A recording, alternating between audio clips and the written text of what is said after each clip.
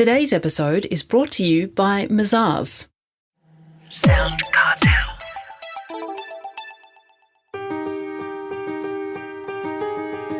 From SoundCartel, I'm Nicole Goodman, and this is Business Essentials Daily.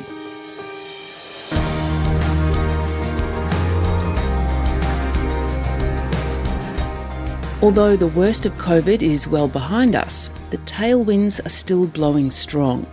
On the positive side, bottleneck supply issues have dissipated and international shipping rates have lowered. However, because of driver shortages, transport costs are high. Plus, labour costs are on the rise and interest rates have created havoc across most industries. Michael Fingland has seen a lot of these recessionary indicators before. Michael, CEO of Vantage Performance, an organisation which helps not only underperforming businesses, but safe harbour to companies facing insolvency. Chris Ashmore begins by asking Michael, what are the warning signs that your business is in trouble?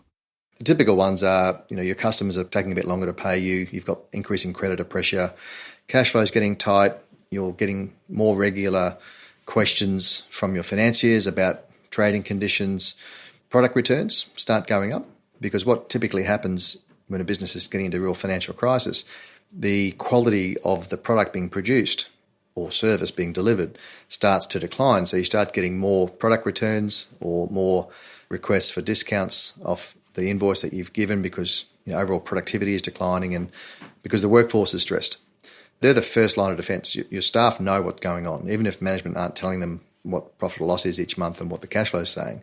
They're seeing it on the ground. So you start to see product returns, which then delays customer receipts and staff turnover starts going up. And you start losing good people. That's another telltale sign that the financials are about to get worse if you're starting to lose really good people and your average staff turnover has increased because at the end of the day, they're worried about their jobs and they start to get a bit nervous. So if you're not communicating regularly, which is one of the ways to make a business more resilient, is you have to double the amount of communication that you're giving to your team so they can take a breath and relax knowing that there is a plan in place. Well, with all those signs perhaps available, business owners, I suppose, they can put their head in the sand and ignore these signs. And if they do that, what can happen? Yeah, a lot of business management and business turnaround is psychology-based. Many, many years ago, as we were trying to work out how to get through to directors early enough or earlier than you otherwise would, so you've got more time to solve the challenges that they're dealing with. We started doing a survey and the results have pretty much stayed the same every 2 years ever since. And there's 10 main reasons why directors don't put their hand up and they may put their head in the sand, as you say. And the top 3 are always the top 3.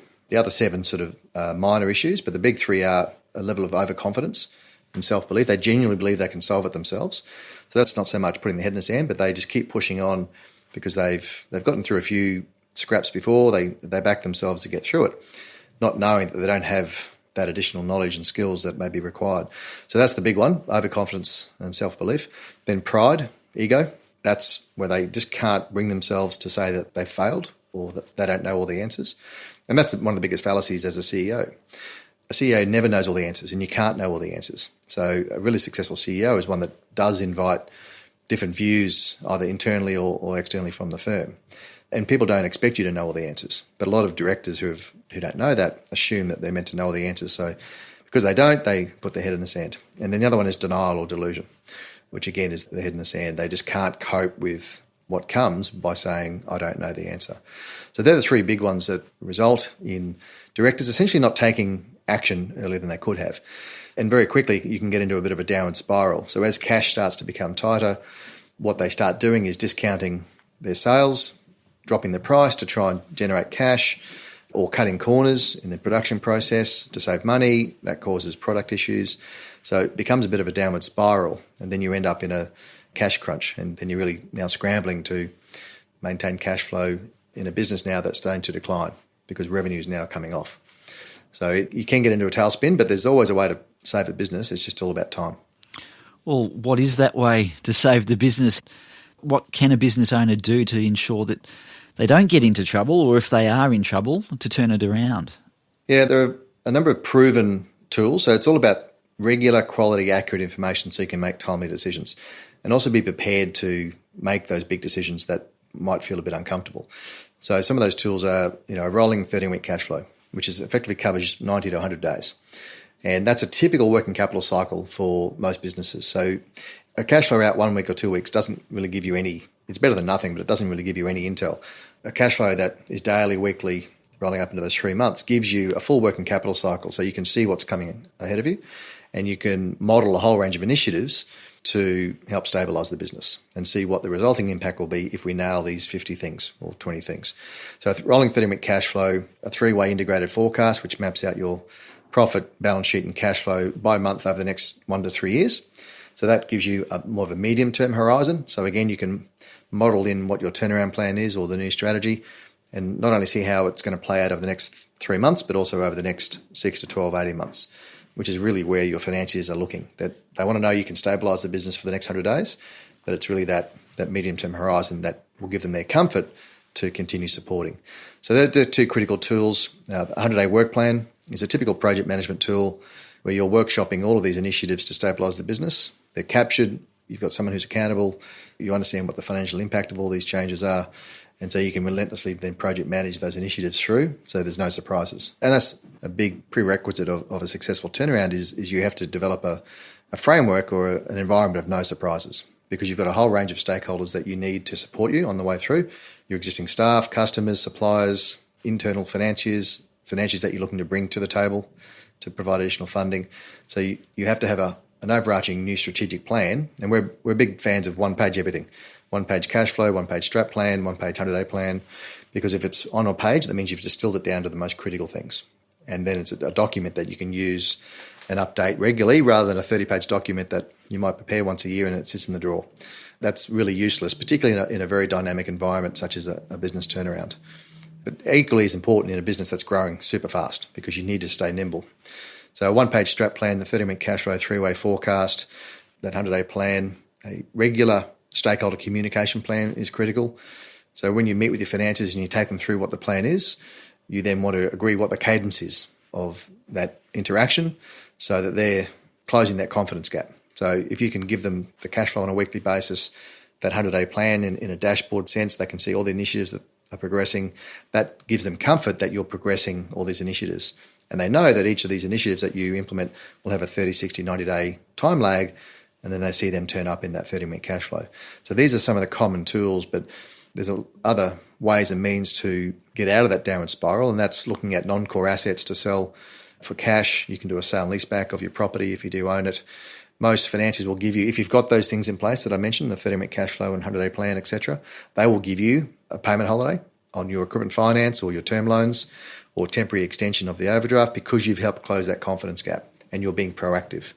So often it gets to a situation where you need a third party to come in, like a turnaround advisor, to close that confidence gap quickly because they've been let down too many times. Same with creditors. Often you need to get in front of creditors and negotiate a payment plan or to park their current debt and pay cash or 7 days for new debt. Again, if you give them some of that information, that gives them that comfort.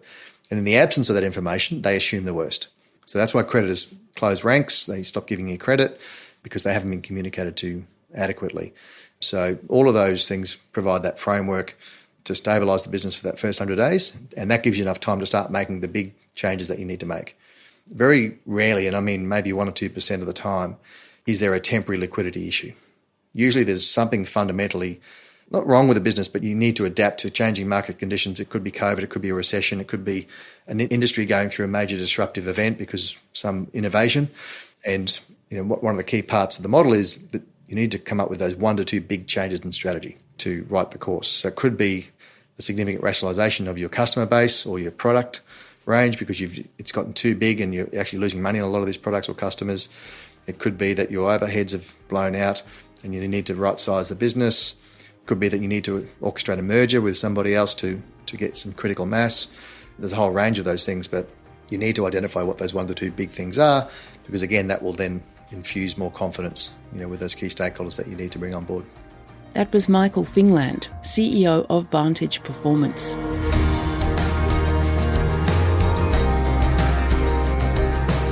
This episode of Business Essentials Daily is produced by the team at SoundCartel.